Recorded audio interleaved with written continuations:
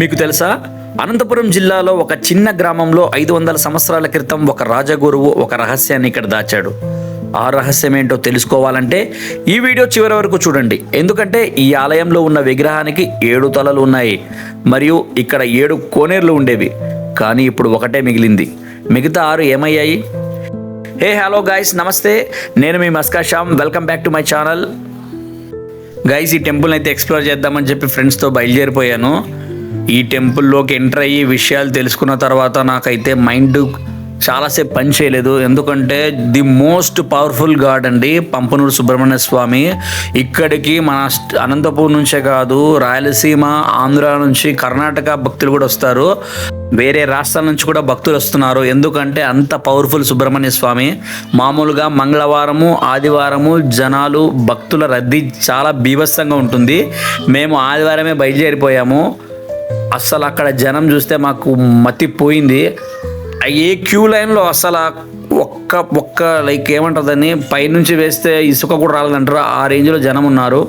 So మేమైతే ఇప్పుడు లోపలికి ఎంటర్ అయిపోయాము బ్యాక్ సైడ్ నుంచి. సో ఇది టెంపుల్ వ్యూ, మీరు బయట నుంచి చూడొచ్చు. మీకు ఇక్కడ ఇటువైపు వస్తే కార్లు కూడా పార్క్ చేసుకోవచ్చు. మీకు బ్యాక్ సైడ్ నుంచి వస్తే, ఫ్రంట్ సైడ్ నుంచి వస్తే బైక్స్ కానీ కార్లు పార్క్ చేసుకోవడానికి ఉండదు. సో బ్యాక్ సైడ్ నుంచి వస్తే మీరు ఇక్కడ కార్లు పార్క్ చేసుకోవచ్చు. ఇటువైపు అయితే మీరు బైక్స్ అన్నీ పార్క్ చేసుకోవచ్చు. ఓకేనా?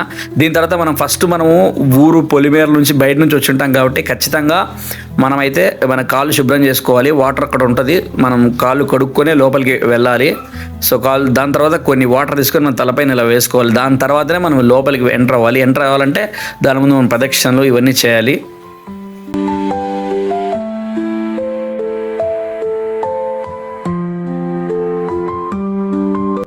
ఇప్పుడు అసలు విషయానికి వద్దామా? అనంతపురం జిల్లా ఆత్మకూరు మండలంలో ఉన్న చిన్న గ్రామం పంపనూరు. ఇక్కడే ఉంది శ్రీ సుబ్రహ్మణ్యేశ్వర స్వామి ఆలయం. అనంతపురం నుండి కేవలం 20 కిలోమీటర్ల దూరంలో కళ్యాణ్ దుర్గం రోడ్డు మీదుగా డైరెక్ట్ బస్సులు మరియు ఆటోలు అందుబాటులో ఉన్నాయి. ఈ ప్రాంతం రాయలసీమలో అత్యంత పురాతనమైన మరియు తక్కువ మందికి తెలిసిన ఆధ్యాత్మిక క్షేత్రాలలో ఒకటి.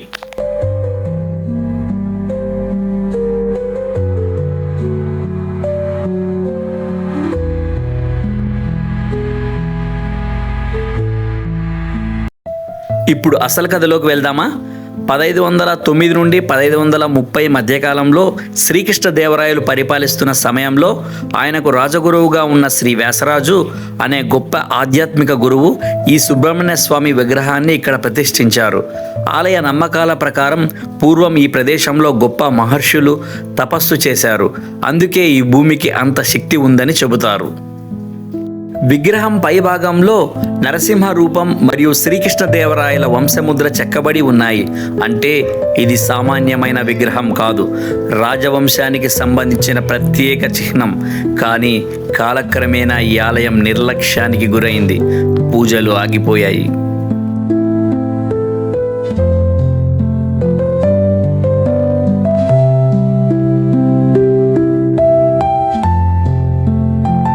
ఈ దేవాలయం ప్రత్యేకత 7 తలల విగ్రహం. ఇక్కడి ప్రధాన విశేషం ఏంటంటే ఈ సుబ్రహ్మణ్య స్వామి విగ్రహం 7 తలల నాగుపాము రూపంలో ఉంటుంది. దీనిని సప్త శిరస్సు అంటారు. దీనితో పాటు వక్రతుండం అనే ఆకారం కూడా ఉంటుంది. ఇది కేతు గ్రహాన్ని సూచిస్తుందని నమ్ముతారు.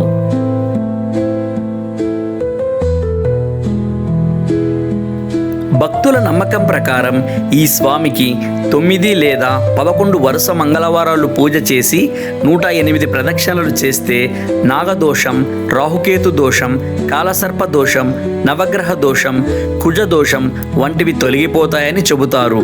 వివాహంలో ఆలస్యం అవుతున్న వారు, సంతానం లేని దంపతులు ఇక్కడికి ప్రత్యేకంగా వస్తుంటారు.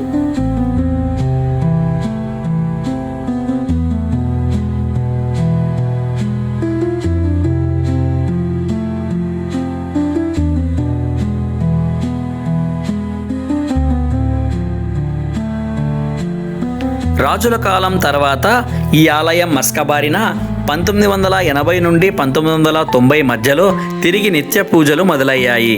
ఆ తరువాత 2008లో శ్రీ గణపతి సచ్చిదానంద స్వామి వారు ఇక్కడ శివపార్వతుల ఉప ఆలయాలను నిర్మించారు. ఒకప్పుడు మరుగున పడిన ఈ క్షేత్రం ఇప్పుడు నెమ్మదిగా భక్తుల దృష్టిని ఆకర్షిస్తోంది. Guys, the most powerful god Pampunuru Subrahmanya Swamy. నేను ఖచ్చితంగా బల్లగుద్ది చెప్తాను, మీరైతే ఒక్కసారి వచ్చి మొక్కుకోండి, మీరు అనుకున్న కోరిక తప్పకుండా నెరవేరుతుంది. మనకు లైవ్ ఎగ్జాంపుల్ చూడండి. ఇక్కడ ఉన్నారా? సో మీకు తెలిసిన వాళ్ళలో ఎవరికైనా వాళ్ళు కోరుకున్న కోరికలు నెరవేరాయా? మీకే నెరవేరింది. ఏం చెప్తారా? ఏంటో అమ్మాయి వడదెబ్బతో చనిపోయా, నలుగురు చిన్న అమ్మాయి పీజీ చేసి అమ్మాయి పెళ్లి కాలేదు, 40 సంబంధాలు వస్తే పెళ్లి కాలేదు. ఇట్లకి 2 రోజులు వస్తానే మూడో రోజు సంబంధం. సో మీకు కోరిక నెరవేరింది. సో అప్పటి నుంచి మీరు సుబ్రహ్మణ్య స్వామి నమ్ముతున్నారు? ఎప్పటికీ నమ్ముతాను. ఈ టెంపుల్ నాకు హార్ట్ ఆపరేషన్ ఫెయిల్ అయిపోయి మళ్ళీ పాస్ అయింది. అవునా? గైస్, విన్నారు కదా లైవ్ ఎగ్జాంపుల్. పెద్ద ఆయన చెప్పారు, ఆయనకి 5 మంది కూతుర్లు ఉంటే ఒక అమ్మాయి వడదెబ్బతో చనిపోయారంట. ఇంకా 4 అమ్మాయిల్లో లాస్ట్ అమ్మాయి పీజీ చేసినా కూడా సో తనకి 40 సంబంధాలు వచ్చి కూడా ఒక్క మ్యాచ్ కూడా సెట్ అవ్వలేదు. దాని తర్వాత సుబ్రహ్మణ్య స్వామికి మొక్కున్న తర్వాత మంచి సంబంధం వచ్చి సెట్ అయ్యి అమ్మాయికి పెళ్ళి అయిపోయిందంట. ఈ పెద్ద ఆయనకు కూడా ఒకసారి హార్ట్ సర్జరీ చేయడము, అది ఫెయిల్ అవ్వడం జరిగిందంట. దాని తర్వాత మళ్ళీ మొక్కుకోవడం జరిగింది. దాని తర్వాత ఆ సర్జరీ అనేది సక్సెస్ అయ్యి ఆయన ఇప్పుడు బతికానని చెప్పి చెప్తున్నారు లైవ్ ఎగ్జాంపుల్. ఇలాంటివి 1 కాదు 2 కాదు ఎన్నో వందల్లో ఉంటాయి. దయచేసి మీరు కూడా ఒక్కసారి వీలైతే ఈ టెంపుల్కి వచ్చి మీ కోరికలు కానీ కోరుకోండి, తప్పకుండా నెరవేరుతాయని నేను ఖచ్చితంగా చెప్తున్నాను.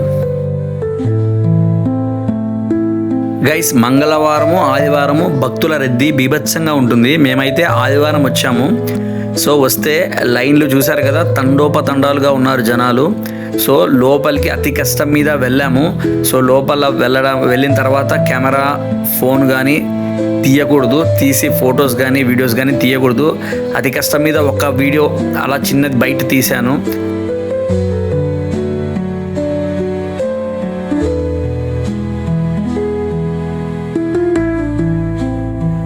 ఇప్పుడు సందర్శన వివరాలు తెలుసుకుందాం.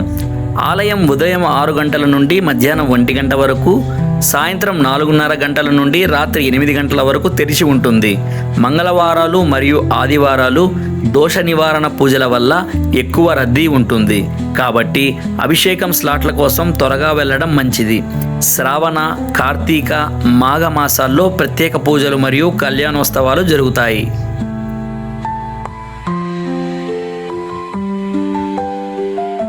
సమీప రైల్వే స్టేషన్ ధర్మవరం, సుమారు 46 కిలోమీటర్లు. అనంతపురం నుండి బస్సులు, ఆటోలు సులభంగా దొరుకుతాయి.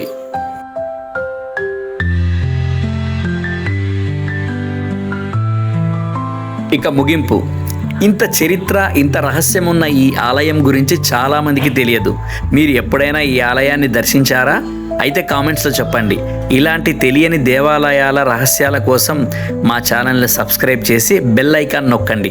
తర్వాతి వీడియోలో మరో అద్భుతమైన రహస్య క్షేత్రంతో కలుద్దాం. నమస్తే, నేను మీ మస్కా శ్యామ్.